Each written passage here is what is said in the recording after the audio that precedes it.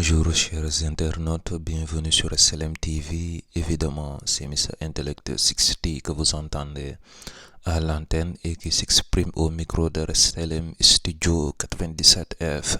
J'ai hâte et je suis ravi de vous présenter cette inéluctable rubrique la polémique des internationaux pendant le week-end dédié aux Sénégalais qui évoluent dans les grands championnats. Mais avant tout, je vais balancer la publicité de mon partenaire Sun Home.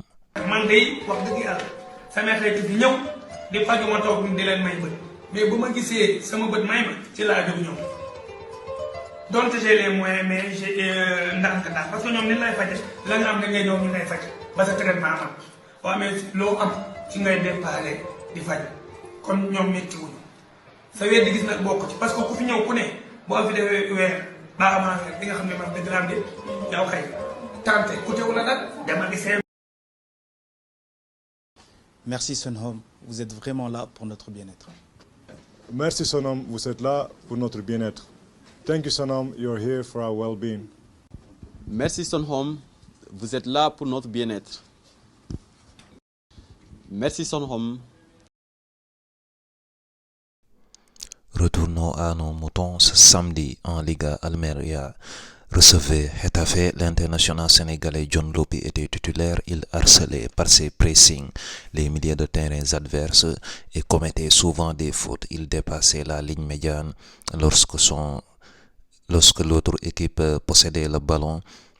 John a cédé très tôt sa place. Finalement, Almeria s'incline à domicile sur un score de 1-3 face à Getafe. Ce samedi, en Ligue 1, le Havre se déplaçait sur la pelouse du Paris Saint-Germain. Le Sénégalais Arouna Sangante était titulaire. Du côté du Havre, il faisait de très bonnes touches pour ses coéquipiers. Il s'imposait en défense avec sa tête pour écarter le danger provenant des Parisiens. Arouna Sangante surveillait Mbappé comme du lait sur le feu, mais il commettait souvent une faute sur l'attaquant parisien. Finalement, le Havre réalise une très bonne performance au Parc des Princes en obtenant un nul de 3 buts partout. Ce samedi, en Premier League, Everton recevait Brentford au Goodison Park. L'international sénégalais Idrissa Gana Gueye était titulaire et c'est lui qui marque le but de la victoire en délivrant les Toffees à domicile. Les Toffees réconfortent leur statut en Premier League en s'éloignant de la zone rouge. Ce samedi, en Premier League, Aston Villa recevait Chelsea de Nicolas Jackson qui était titulaire de nouveau. Il étouffait les défenseurs par ses pressings. Il faisait de très bons appels, mais il ratait son centre en retrait. À la 15e minute, il voit son but annulé suite à un hors-jeu. Nicolas Jackson quasi inexistant en deuxième période. Finalement, Chelsea et Aston Villa se neutralisent sur un score de 2 buts partout. Un comeback réalisé par les coéquipiers de Jackson qui étaient menés sur un score de 2-0 jusqu'en deuxième mi-temps. Ce samedi en Premier League, Tottenham recevait, ce dimanche plutôt en Premier League, Tottenham recevait Arsenal. L'international sénégalais Pape Matar Sarr a débuté sur le banc de touche et il est entré en jeu pendant la deuxième période. Il perdait le plus souvent ses duels, mais c'est lui qui est à l'origine du centre qui a amené le penalty des Spurs en deuxième mi-temps.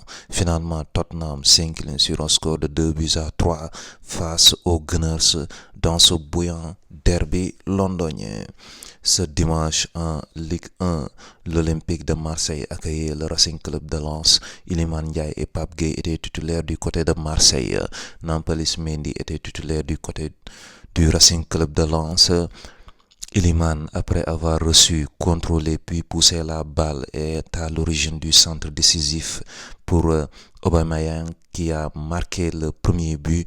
Pape Gueye décalait le ballon pour son coéquipier puis s'imposer dans les airs. Iliman Ndiaye faisait de très bons appels. Il réalisait des dribbles après son engagement dans les duels puis des petits ponts. Nampalys, quant à lui, a commencé à se réveiller vers la 14e minute.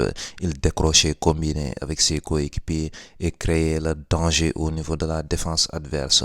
Nampalys commettait souvent des faute au milieu.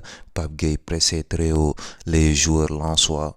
Pape coupait l'action du jeu initié par Machado en le retenant.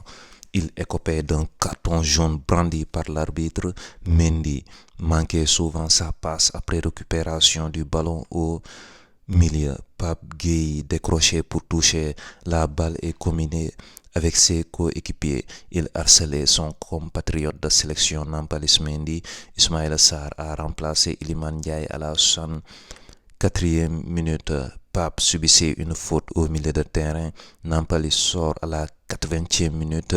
Pape Gueye, après un contrôle orienté, servait Ismaïla Sarr qui effectuait par la suite une longue course avant de tenter un tir capté par Brice Samba. C'est Pape Gueye qui intercepte le ballon au niveau de l'attaque, puis fait un échange de passes avec Aubameyang qui lui délivre la passe décisive et il réalise par la suite une feinte de corps avant de piéger le gardien à la 86e minute. Une action de but magnifique, un chef-d'œuvre de Pape Gueye qui délivre le vélodrome. Le buteur apportait de l'assurance en dégageant le ballon. Ismaïla Sarr, très altruiste, descendait jusqu'au milieu pour intercepter la balle puis subissait une faute. Finalement, l'OM s'impose sur un score de 2-1 face au Racing Club de Lens à domicile. Une très bonne performance des Phocéens avant leur rencontre cruciale face à Atlanta jeudi prochain en Ligue Europa. C'est la fin de cette vidéo. Les internautes qui apprécient le contenu, aimez, partagez et abonnez-vous pour ne pas rater mes prochaines vidéos. N'oubliez pas aussi de me suivre sur mes pages Facebook et Instagram. C'était Mr Intellect 60. Sur ce, je vous donne rendez-vous la prochaine fois, s'il plaît à l'omnipotent.